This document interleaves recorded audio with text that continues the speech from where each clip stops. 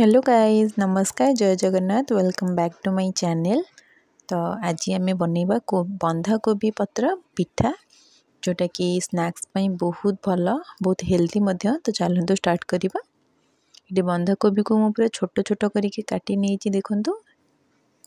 आपड़ चाहिए को ग्राइंडिंग भी करें, किंतु मु ग्राइंडिंग करनी, एमती छोट छोट टिकी टिकी चुन की काटी देछि।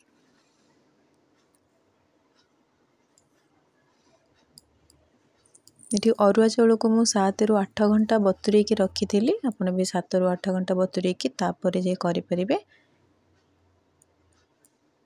भलसे फुली जाए और ग्राइंडिंग हैला बेले माने बहुत इजी हुए ग्राइंडिंग करने पे।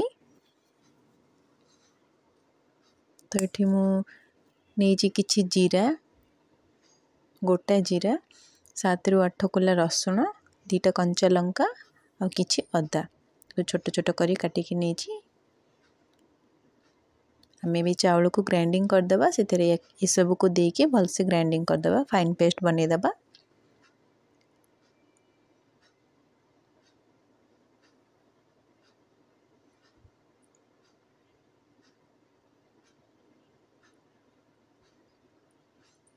एबे कम पानी देबे, अधिका पानी देदेले भलसे पेस्ट हो पारे नी। तो कम पानी देके पेस्ट बने नेबे। से सब आमर कंचा लंका जो ताकू देदेबे, जीरा, रसुण भल कि पेस्ट बने नेबे। ये देखंतु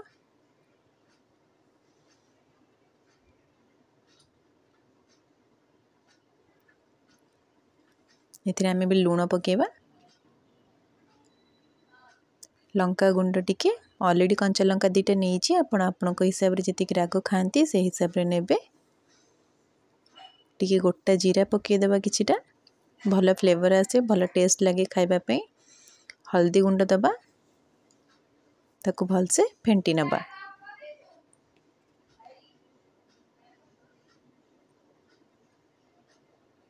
कंसिस्टेंसी तार ए टाइप रो रहिले पिठाटा भल हम। तो भलसे गोले दबा। देखंतु तापर आमे भी कोबी को दबा काटिकी जो रखी।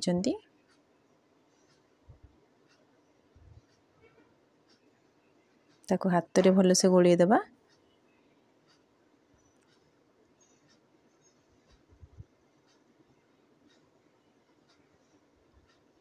एमिति कहले पिठाटा गढ़ीबा भल हुए, सुविधा हुए। ये गोटे पैन नहीं, से सोरिष तेल टिके दबा, ताको हीट हवा छाड़ी दबा।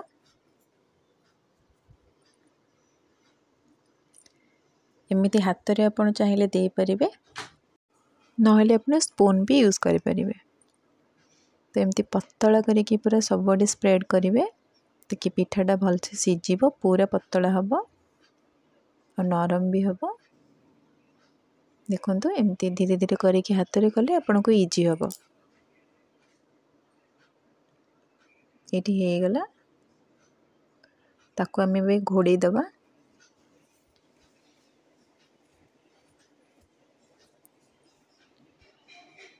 तलटा गोल्डन ब्राउन हैला पर्यंत ताको घोड़े की भलसे सीझिबा पे दबा तलपट। तो ये हो गलानी टिके समय, तलटा देखो गोल्डन देखा गलानी। तो ताको आमे भी उल्टे दबा। देखो केते बढ़िया उठुची पिठा। अगेन घोड़े दबा, आर पटटा ताको सीझिबा को दबा। सीझी गलानी देखो, ताको एपट सेपट करनबा। टिके एमती चापी चापी देले जहाँ भी थी बाकी से सब भलसे सीझी जीव। ये पिठा बहुत क्रिस्पी बने और बहुत टेस्टी लगे खाइबा पाई। देखो एमती चापी चापी देबे। जदि को जगार टे कंचा रही सेटा भलसे सीझीज। तो ये आमर हो गला पिठा। गोटे प्लेट को आमे काढ़ी नबा। सेम प्रोसेस रे आ गोटे पिठा बसई दबा। एबे पूरा पतला करके देबे, मोटा हेले भल से सीझीबनी।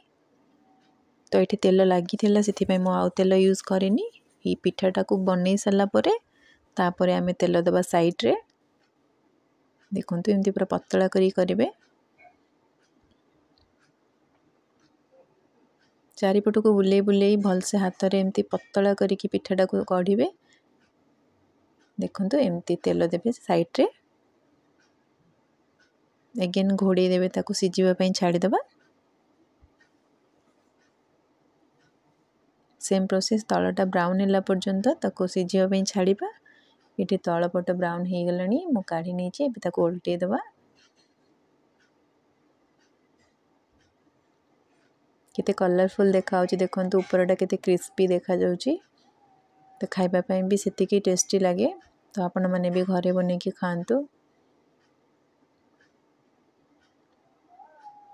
इठी हम पिठा हे गलानी तळपटे सिजी गलानी ताको बे उल्टे दबा। टिके चापी चापी के एटा भी सेही भलिया जेमती फर्स्ट पिठा करतले टिके चापी चापी देले सब सिजी जीवा भल से। इठी हमर रेडी हे गला सेकंड पिठा।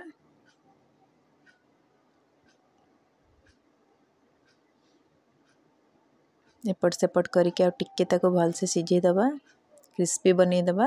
एबे हे गलानी सेकंड पिठा। तो ये देखंतु पिठा हमर रेडी हे गला कोबी पत्र पिठा। बहुत टेस्टी लगे खाइबा पई पूरा क्रिस्पी। आपण जिते बेले भी चाहेबे याको बने की खाइ परिबे। इवनिंग स्नैक्स रे खांतु कि जिते बेले भी चाहतु ब्रेकफास्ट रे भी खाइ परिबे। एटा बहुत हेल्दी रेसिपी हे थाए। जदि आपण मनकु मो वीडियोटी भल लागि थाए तले लाइक शेयर सब्सक्राइब करिया पे भूलिबेनी। आ गोटे कमेंट रे निहाती जणेबे कि केमिति लागिला आपण मनकु। रहुची जय जगन्नाथ।